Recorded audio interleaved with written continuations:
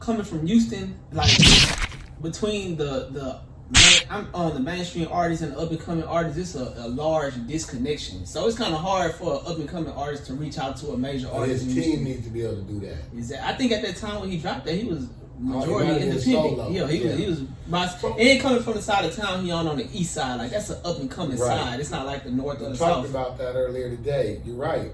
But let me tell you something about the interviewers, right? So we've transitioned as records and the industry has transitioned, so has media. Right. Right? So now instead of going to radio, we have podcasts. Right. That are just as big. So if you do 50 podcasts, you getting seen in a bunch of places, right? Exactly. And you have to pick them. But think about Slim's mentality. So let me tell you what Slim's mentality was. We didn't have interviews set up where the dude show up with his iPhone or his phone and try to do the interview.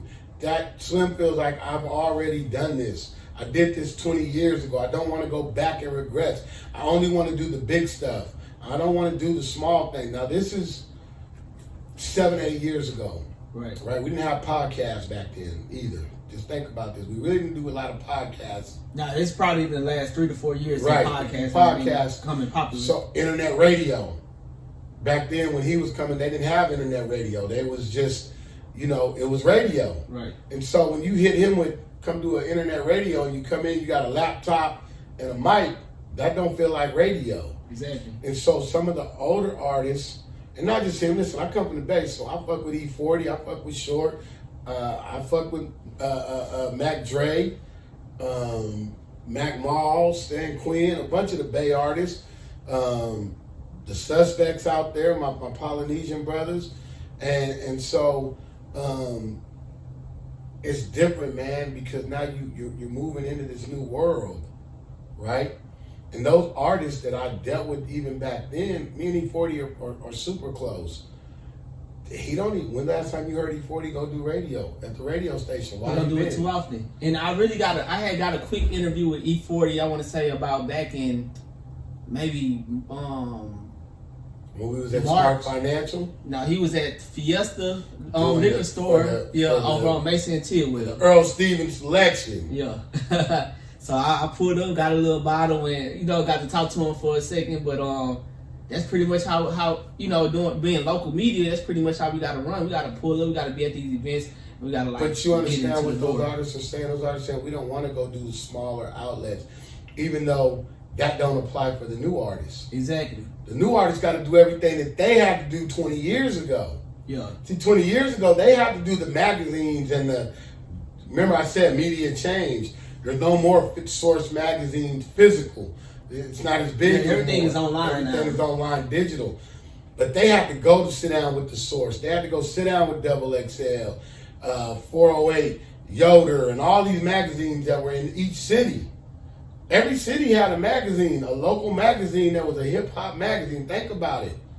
So that's gone now. Even down here, we had Ozone. We had Ozone. Beverly. Right.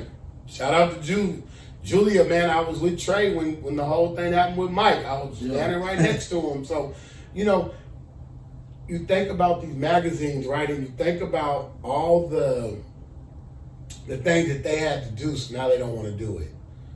But I tell the new artists, looking in that camera, you better do every damn thing that comes your way. Every interview, every podcast. I don't care if they got 1,000 or 100 followers or 20,000. You need to do them. If they invite you in, you need to go in there. Yeah, and then a lot of times, like us being online radio, like being in the city, you're not going to get every major artist out your city, Right. But when these artists come from out of town, that's who we tend to get a lot. So, right. Even starting off in Houston, man, we had artists like, on our particular podcast, we had artists like Don Tolliver, Lil Flip comes like every couple months. And it's just artists like that help us build our brand. That's right. And then we also can, help them get their content or help them promote their albums or whatever they got going on. Now, when it comes to the artists like Snoop Dogg don't do too many interviews. Even in the major, he don't do much. He don't do too many interviews. Most of the time we interview Snoop Dogg, it was being out and about, like in the streets, or we run into him like Lil Kiki's album release party a couple months ago, and events like that, or just concerts and stuff so like with that. Slim, it's a relationship. Yeah, you got to build that relationship. And you got to know him. See, if Slim is putting an album out, let's say he's putting it out on Friday, right? You can't interview him on Wednesday because he's burnt out by then. Yeah. Because his publicist is my girl Latoya, and she knows, like. Yeah, me and Latoya actually went to high school together. Really? Yeah. So Latoya knows at a certain point, Slim gonna say, man, I ain't doing no more. Even when he came to COVID, right? Remember when he caught COVID and he was everywhere and everybody, he was the first one to come out and save the first he got artist. He had run the mask campaign and right. everything. He got burnt out on that, man. I don't want to talk about this shit no more. I don't want to be the fucking face. I'm a rapper. I want to get back to rapping. Exactly. And so, you know, that's why Latoya probably didn't get you the interview, or, you know, there's other reasons, but it's about relationships. You build these relationships as you go, then it ain't about that. And then the other thing is you make it as convenient for those type of artists as you can. Hey, Slim, I know you got this event on this night. Can we interview Slim 10 minutes before he goes on stage, maybe, or 10 minutes after in the back? That makes shit easier. Right, and then working with the publicists out here in Houston, because they do great work. A lot of the publicists, like Eden or Latoya. Right. You know, when you build relationships with them, you usually going to, you know, when they doing their events, you can get the interviews. Because it's more legit, right? Like I tell these artists, man, a lot of these artists don't have publicists. They don't know what a publicist does for us. Even this run that I'm doing this week. Well, I'm already sick of it, just so you know. Yeah, So I didn't see how hard I feel what Slim and Bash and all them be saying, right? Yeah. Now, Bash does a lot of interviews. If you ever interview him, you're going to get a window. Yeah, I got a couple interviews with Baby Bash. So Bash is a different person because really he had a career in radio if he didn't work out as an artist. But when I'm doing these interviews this week, I'm like, fuck, I'm tired. I don't feel like doing this shit. Because it's repetition. You answering the same questions over and over and over. And I'm thinking the people are getting the same. If they look at one, they look at all, but it ain't like that. That's the thing. They're not looking at all of them. Right. Everybody has their own favorite media platform. Right. So I might have an audience. They might have an audience. They might have an audience. And you just got to... But that's why I tell a lot of artists that I come across. I was like, hey, don't stop at the serve room. Don't just stop here and do an interview with us. Man, go to these people, go to these people. Try to touch everybody. Let me ask you something. Is it competition between the stations and the podcast? Or? Believe it or not, it's friendly competition. We all aware of each other. We go to events like let's say for instance a Smoke Shield event with Baby Bash, Slim Thug, and Kiki. Now we all in there and we all want to get interviews with everybody. So like me having a relationship with Latoya, I got to interview Lil Kiki, Slim Thug, Baby Bash, Michael Watts, whoever I wanted to interview. Right. But you have smaller publications that they might not get these interviews. But then they also have respect because they see it goes a lot with timing too. How long you been around? How long you been doing it? How many events you attend? But how it many goes back to Latoya, Latoya, the publicist. Yeah, it all goes back to who you know, the relationships that you build. Right. Even with let's say a Derek McKinney Loud Fest. Right. Being at an event like that, you build relationships. Even with the up and coming artists, like we interviewed Don Toliver probably in 2017, not knowing that he gonna become a superstar and all this, but we just sat down and had a conversation with him. Now we had a relationship, so it's just building relationships pretty much. Right, and that's what it is in this industry. It's relationships. I tell everybody, I don't want to do radio runs. I want to do relationship runs. I want to get to the city, have lunch or dinner with the DJs, fuck with the people in the city, promoters, whoever. Let's go eat.